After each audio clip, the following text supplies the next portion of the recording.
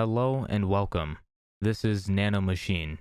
It's a late night in the woods and we see a person running. The boy is dirty with his clothes ripped. He ends up tripping on a tree root and falls down a cliff. In pain from the fall, he tells himself that he cannot move his leg anymore. He looks up and says, "Damn it all." He gets up and we see people in red robes and he starts asking if he has been dancing in their palms from the start. One of the men in the red robes tell Prince Xion that he must have had a lot of trouble since he has been running for an hour just to reach there. A different man in the red robe starts to laugh while another one says that he had to wait for a while, which made him almost fall asleep. Xion thinks to himself about what he should do since he doesn't have any strength to run away. He asks the men in the red robes why they are coming after him since he gave up enrolling at the academy. What more do they want from him and why are they trying to take his life? A man in the red robe speaks up and tells him that even though he gave up his enrollment or has no talent at all in martial arts,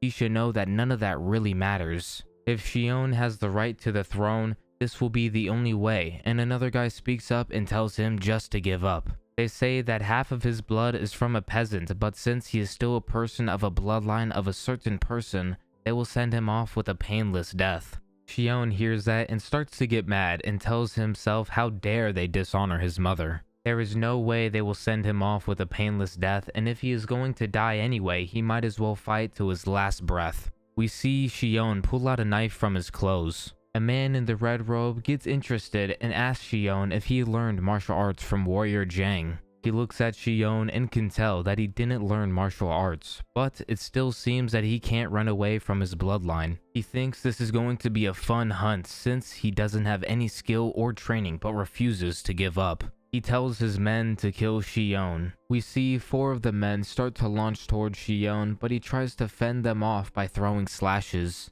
One of the men smacks his hand, which knocks out his knife from his hand. He then gets grabbed and the person asks Xion if this is the end of his retaliation. Xion then pulls out another knife that was in the back of his clothes. At the same time, a guy notices what he is doing and tells the man that is holding Xion to watch out. He then stabs the man in the neck, which surprises everyone. Xion falls to the ground and says that it serves him right. The man starts to think to himself how a kid with no training in martial arts has killed one of their members. He thinks that Xion could have planned this out to make them lower their guard. Xion managed to pull off such an act in this situation, but imagine he really did manage to master martial arts. The man starts to rush over to Xion and calls him a brat. He knees his chin and Xion falls to the floor while coughing up blood. He tells him that they went easy on him and then points his blade to his stomach. We heard a scream which came from Xion. He asked him how does it feel to have a hole in his stomach. Xion thinks to himself that he can't move or use the same trick twice, but at least he did kill one of them. The man steps on Xion and tells him to die an excruciating death. Another guy sees what his leader or teammate is doing and thinks to himself that doing something like this isn't his style, but since he did kill one of their own, they don't got a choice. We then see a light come out of nowhere and the guy notices it too. All the members see the man's upper body gone and starts falling to the floor. Xion thinks about the beam of light he just saw. We then see a shoe that looks modern. One of the men notices the person and calls to his teammate that he is behind him. The person's body is glowing with a blue electric type aura and he looks like he is not from there. The man thinks to himself that he has never seen clothes like that before and asks who the person is. The man starts to rush over to the person, but that said person smirks a little. We see another beam of light and the man gets his body obliterated. The other members see what just happened and thinks that the person disappeared in a split second. He thinks it's an agility skill, but then disregards that since he is becoming invisible, kind of like water. Another member is now dead and the man thinks to himself about the light. It could be the power of a master who has achieved the highest level, but they think why would someone like that be helping Xion? I don't know if they remember this, but they did call him a prince and of a certain bloodline, so maybe that certain bloodline came up and be like, yo, y'all f***ed with the wrong bloodline, sorry dude. He looks over at Xion's body and sees him bleeding out, so they have already completed their mission. So he decides to retreat. As he is trying to run away, the person puts his hand out and kills the man. Shion looks at what happened and says that it serves them right. His eyes start to close while the person is talking. He says that it looks like his ancestor is in a happy mood even though he is at his deathbed. Shion heard that the person called him an ancestor as he opens his eyes again. He asked who it is and what kind of nonsense is he talking about after he appeared suddenly. His eyes are still fuzzy so he can't see and his body is getting frigid. He thinks that he is going to die like this. The person looks at his watch and asks if they found him already. He has no choice, but he was going to come there sooner and teach him how to use this, but he'll have to improvise. He pulls out a device and tells Shion that since he is about to die, but doesn't finish what he was going to say, so he starts to inject him with a syringe. The person says that he is the one injecting it, but it still makes him cringe, but then finishes. He calls Shion Ancestor Nim and tells him to succeed and make his descendants' life easier. He tells him that the nano machine he injected him with is the latest version and should be simple. He says good luck and then disappears. Shion thinks to himself that he doesn't know what kind of nonsense that guy was talking about, but then he hears something talking to him.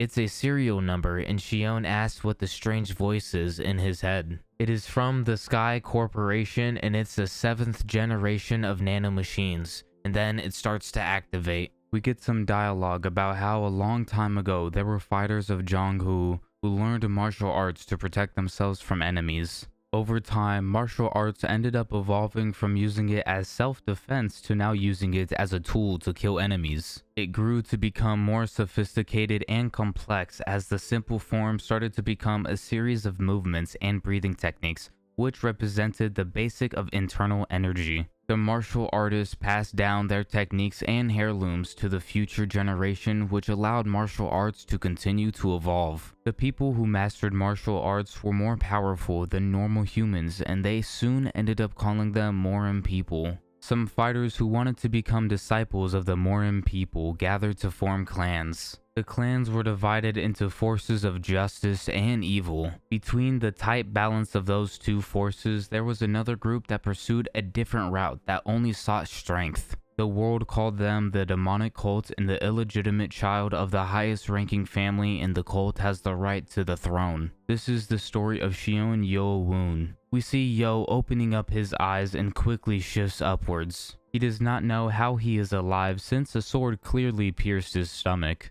He then questions what happened and why is his body sweating. He covers his face and sees black spots on his hands. The smell is terrible and his whole body is sticky. The Nano starts to talk and asks Yo if he is awake. He doesn't know what is going on, and then the Nano repeats the question. Yo gets out of his bed while being scared or panicked and asks who are they. He notices that no one is in the room, so what could it possibly be? Nano then tells him to calm down. He then thinks that it might be telepathy, but then disregards that. But he heard it before, but it's different now. The voice is going right to his head, but he doesn't think that it's real. Nano then asks Yo if he is alright. He is then surprised by the voice and asked it again, who is it? He gets louder and asked again, who are they? Nano starts telling him that it connects and serves as a core support to Yo's brain. It tells him that it's a Sky Corp 7th generation Nano Machine. Yo doesn't know what it's talking about and questions again who are they and why is it doing this to him.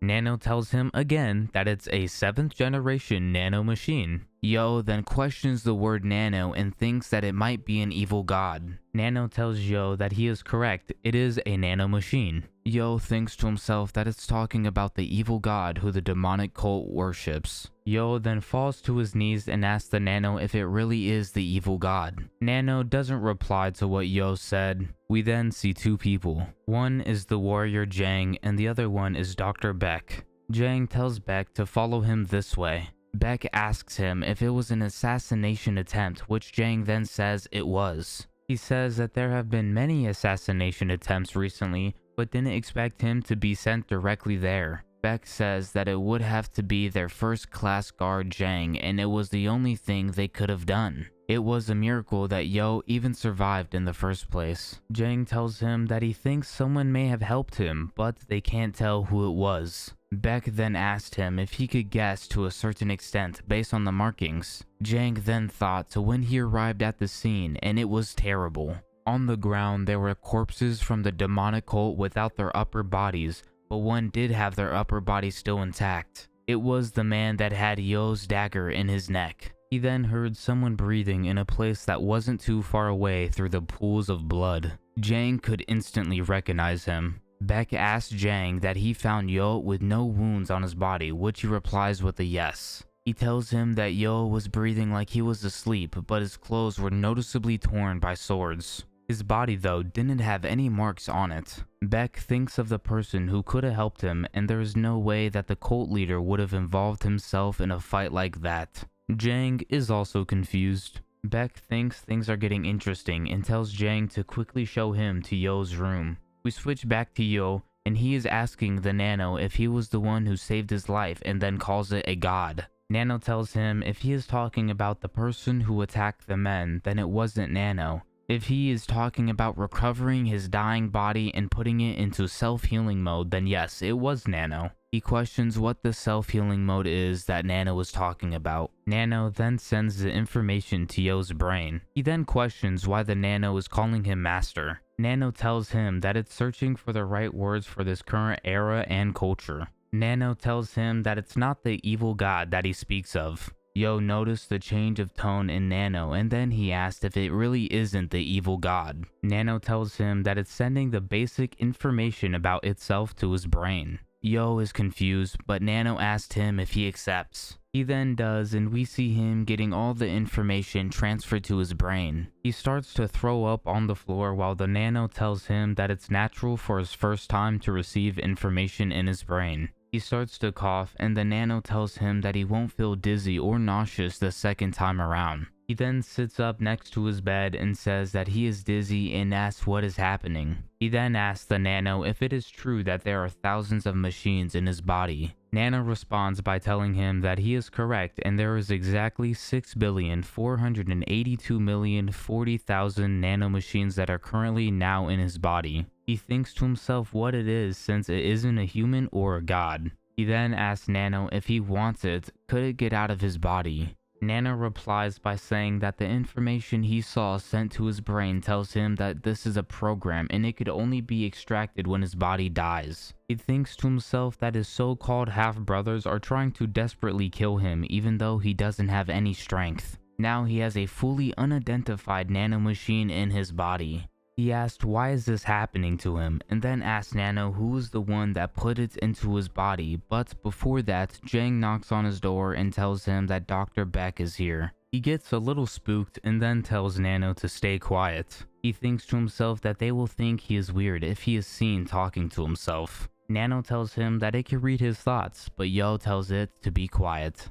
Nano then enters a temporary silent mode. Jang and the doctor enter the room. Jang says that Yo seems to be asleep, so they must stay quiet. He then sees Yo awake and comes over to him and says that it seems his body, but then he doesn't finish his sentence because of the smell. He asks what the smell is, but Yo totally forgot about that. Beck noticed something and then comes over to Yo and asks him if they have met before. Yo tells him that they have and says that he can't forget the doctor who came to see his mother when she was sick. Beck tells him that he is going to check his pulse and tells him to give him his hand. Yo is a little hesitant, but the doctor insists on giving him his hand. He then checks his hand and says that it's very strange, but Jang questions what he means. He asks if something happened to the prince. Beck tells him that it's the opposite and this could be a very rare opportunity for Yo. Jang asked him what is he trying to say, and the doctor tells him that Yo's body has been cleansed of any dirty substance and his energy flow has been activated. He asks Yo if he had any kind of medicine. Yo doesn't understand what he's trying to say, but Beck tells him that he now has a perfect body to train in martial arts. Yo is confused but then thinks of the black spots on his body, which could have been the waste that was in his body. He asked Nano if it did this, but Nano asked him if he wanted it to deactivate silent mode, which he then replies with a yes. The silent mode has been deactivated and Nano tells Yo that the nanomachines that have been placed throughout his entire body have extracted the waste from his body. It has also reshaped his blood vessels, joints, and muscles to best fit his body shape. He asks the Nano what it is and if it's sure that it isn't the evil god. Nano replies by saying that it isn't the evil god, but it's a machine. Thank you all for watching, and I hope you all enjoyed this video.